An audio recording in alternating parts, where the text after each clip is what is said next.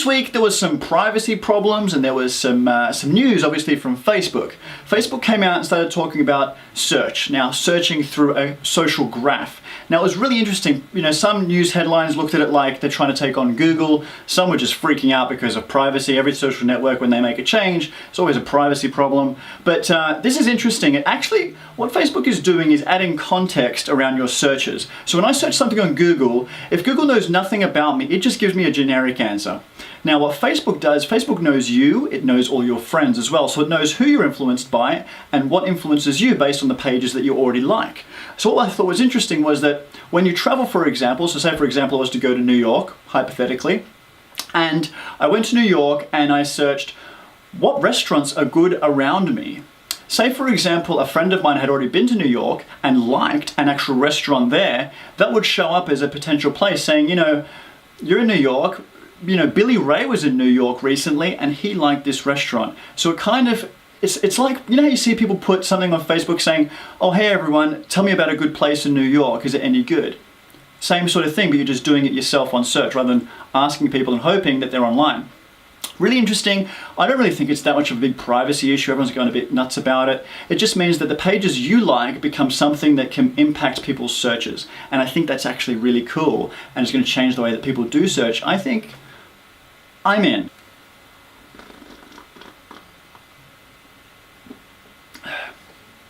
HMV this week came out and said, we're out. They've gone bust.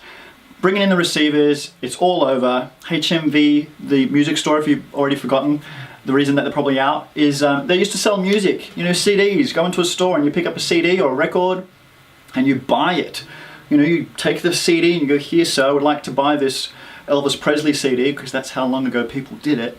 And you paid with cash because that's how long ago people used cash. And that was the process.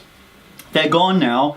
And I'm not surprised. I actually thought that they were already gone. I didn't realize that there were still stores left.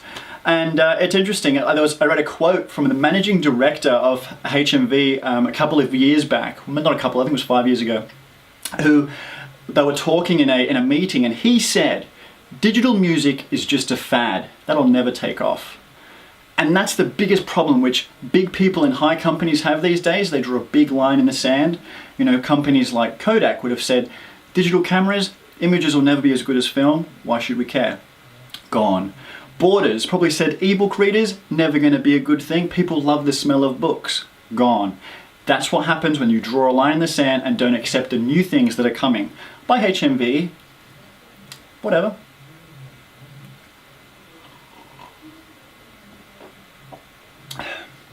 So last week, a lot of you guys commented, whether it was on Twitter or YouTube or Facebook, saying, hey, you kind of didn't cover the Sony Xperia Z, you know, the big phone that Sony brought out.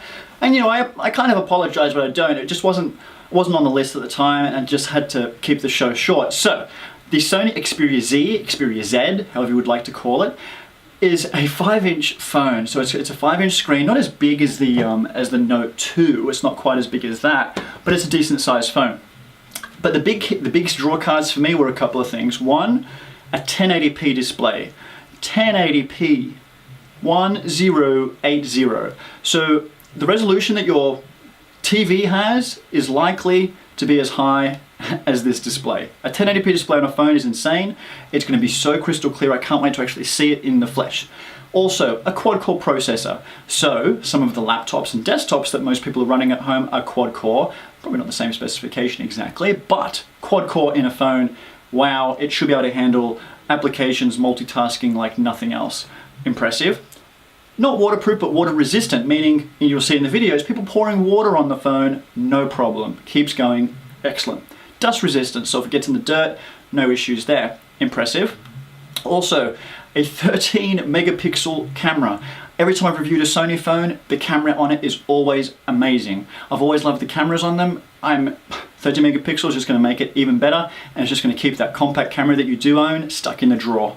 Really, really impressive. NFC, the common things, but yeah, the big draw card to me was the water resistance, 1080p display, and it's 5-inch, so it's a good size. You look at the video though and you wonder what the obsession is with the horses. Too much horses, so we'll see anyway. I don't know if it's coming to Australia, I haven't heard, but as soon as I do, I'll write something up about it and we'll go from there. Hopefully even get a review unit.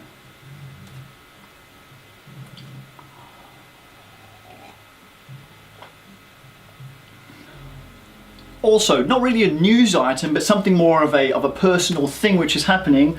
I this week or last week got an iPhone 5, so I'm now using one of those for my primary phone. I also got a Galaxy Note 2 into review, and I'm also looking at the HTC 8X, which is a Windows phone. So I've got 3 operating systems in front of me now. I do still have my old BlackBerry as well. I'm really looking forward to the new BlackBerry coming out on the launch is on the 30th of January, and I'm looking forward to hearing more about that. Just a quick thing on that as well. I saw that they had a portathon. Now, a portathon is generally like a worldwide thing where they encourage developers to start developing apps in 48 hours, get them in, and we'll see what we can do. They managed 15,000 apps in 48 hours. I'm wondering if the excuse of BlackBerry not being good enough because of the amount of apps is going to disappear, but for me, they could have 5 apps. It's the quality of the apps that are going to count when they launch BlackBerry 10, and I'm looking forward to seeing who's on board at launch. That will be interesting. So I've got these ones in front of me. Let me know if there's something you want me to do. I'm actually only reviewing the 8X and the Note, so I'm not going to do the iPhone 5. It's kind of been and done 1,000 times already. Let me know if you want me to do anything between them. Ask me any questions if I have any opinions on each of them. Let me know. For a second I was sort of doing like an operating system battle, Windows versus Android versus iOS and stuff like that. And obviously if I later get a BlackBerry 10 phone, I could compare it against all 3 as well. But let me know what you think. Any questions about any of those platforms, let me know. I can tell you one thing for starters. I had an Android phone before this for over a year. I had the S3. And since getting the iPhone, it's changed my perception a little bit on things. So here's one of them. Firstly, content. I consume more content on the iPhone than I did on Android. And there's not a very good excuse for this, but when I signed in with iTunes, I realized somehow that once upon a time I had credit on my account and I bought apps. When I was on Android, I never really felt the need or felt like I had to buy apps because most of the time I found something for free which worked. But WhatsApp, for example, costs $1 on iOS, but it was free on Android, so I had to buy WhatsApp. So I spent $1, big deal. I bought music. And here's the reason why I bought music, damn you, iTunes, is I was like, okay, I want to put music on here straight away, but I didn't want to install iTunes on my computer straight away because I was still at work. So what I did was, with my credit, is I went on there and I bought a song. Not saying that downloading music illegally is good, but I don't buy music often, to be honest. Now, that was an interesting thing. Also, podcasts. I'm listening to so many more podcasts than I ever did before, which again, I didn't feel like it was as easy to do on Android as it is on iPhone. It just, interesting things. Also, pros and cons, obviously, I shouldn't be getting into all this right now. It's kind of too much, but silos. The iPhone operates in silos. You install an app and everything functional of that app is within the app only. When I install an app on Android, it just publishes through the whole thing, and I can be in a picture, and if I want to share it, I've got like 1,000 choices to share it. I've got to share on this thing, and it's like, with what? You've got nothing to share it with, because it doesn't know. The phone is not app aware of anything else that's on the device. It just kind of thinks, well, I'm here.